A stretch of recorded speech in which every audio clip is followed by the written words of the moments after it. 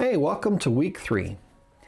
I want you to think about a moment sometime in the last 2 weeks, and I promise you have one. It's where something happens, and right after it, you have to decide how you're going to respond. It's that little space in between how you feel and how you respond. The choice you make on how, that's the whole game this week. It's what it's all about. So I wish I could tell you this was only a one-time thing in my life, but it's been multiple times. It's multiple times in every leader I know. So I was sitting in a meeting and somebody said something. It just hit me wrong. I don't even remember what it was now, but I do know what I did with it. I responded fast, sharp. I was right, by the way, and at least I knew I was, and I got to tell you all about it. So I did it. I won the conversation. But I watched the room change. People sat back a little. The conversation got quieter, and the person I'd snapped at, they didn't say much the rest of the meeting. I left feeling like I'd won something. I said what I needed to say. I stood up for myself, maybe even for the team. In reality, I hadn't.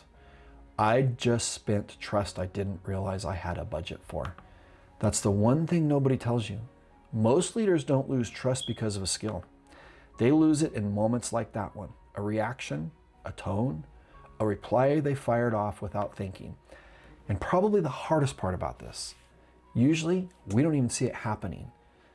Our mind moves into an emotional state, and the emotion is just driving, and we're just along for the ride. And at the end of it, we get the results that we get. So here's the principle today.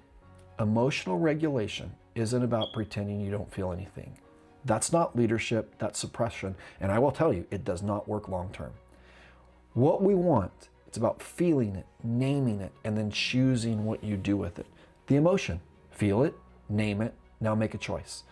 That's the heart layer of the model. It sits right inside become. And this is where the emotion wheel comes in. Now, I just want to tell you personally, I pushed back on this leadership lesson for years. I pushed back on it as a coach. I pushed back on it, putting it in the book. And now, what I have learned, this has become one of the most useful skills for me. Hands down, this helps me more than almost any other skill in the book. Stick with me here. The wheel has 6 families. That's it. We tried to boil them down to 6. Fear, anger, shame, sadness, joy, and love. Every emotion you feel as a leader is going to land somewhere on those 6. So you don't have to memorize 100 different feelings. You just have to learn to see which family you're in. And here's what makes this leadership tool and not just a feelings chart. Every one of those 6 has 2 sides. There's a distorted version, which is what the emotion looks like when it's running you. And there's an aligned version, which is what becomes when you let truth shape it. Fear distorted becomes control.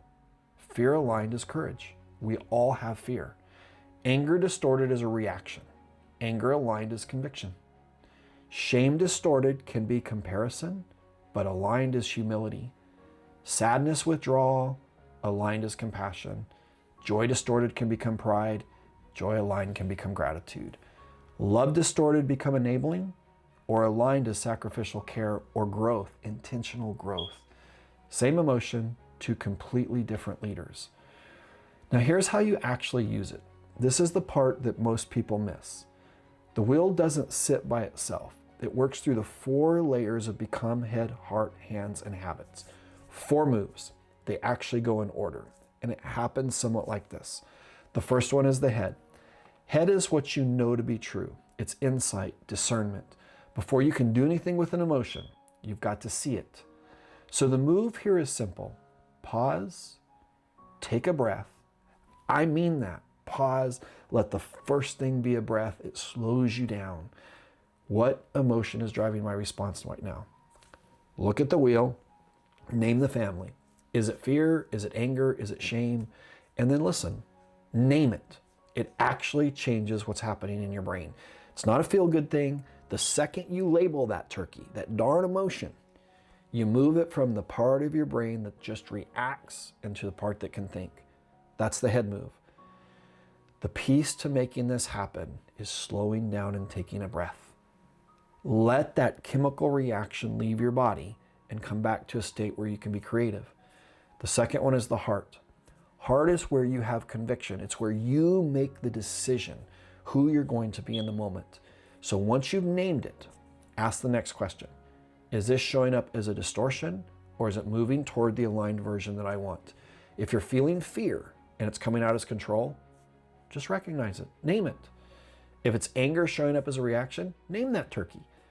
If the name's showing up as comparison, name that one too. For me, that's one of the hardest ones. And then you just surrender to it. That's the heart move. You let reality grow you instead of defending your ego. The third one is hands. Hands is how you take the action. It's what you actually do. Every aligned emotion gives you 3 places to act. Lead yourself, develop others, or build systems. Take fear, lead self. Name that you're trying to control it. Now we want to develop others. Share the uncertainty without freaking your team out. Build the systems. Go fix the unclear roles or expectations that are cheating the control behavior in the first place. That's how it moves out of your chest and into your leadership. And the fourth one is habits. Habits is just simply consistency. The rhythm that makes this stick. This week we're installing one habit, just one. We're calling it pause and name. When emotion rises, pause. Name the emotion before you respond. You may even need to write it on paper or say it out loud. I am feeling frustrated right now. Then choose your response. That's it. Small, repeatable, and over time it just becomes how you lead. Let me give you a very real example. This has happened multiple times in my career. I'm about to make a hiring decision for another position, and I have multiple candidates. Let's just say we have 3 good ones. We hire one, and they're excited, they're joyful, they want to tell everybody about it. Well, do they walk with gratitude and humility? Or do they go share everybody in a prideful way? It really sets the tone for how they're going to lead. But now there's the ones that didn't get it. They're going to go through a different emotion. Maybe it's anger. Maybe it's fear that they're not going to promote. Maybe it's envy. But the reality is, you just have a person that's in a very interesting place, because if they respond with pride, they're going to do damage, but they got the role. You have the other one that didn't get it. And if they respond with envy or anger, you may have a really good employee that just became difficult for a couple of weeks. Well, what if this employee identified that they're excited, they're joyful, and they want to walk in gratitude, and they say thank you and humility? And what if this one realizes, you know what, this might have been envy, so instead of hiding, I'm going to go out and be gracious. Congratulations. I'm really glad you got this position. Hey boss, may I spend some time with you? I would really like to know why I didn't get this and I wanted it. What do I need to do when the next one comes up? How can I grow? Listen to the 2 different responses. We're not trying to get rid of emotion. We're just trying to respond on purpose instead of reacting on autopilot. Let reality grow you instead of defending your ego. That's the work of week 3. See you in this session. Have a great week.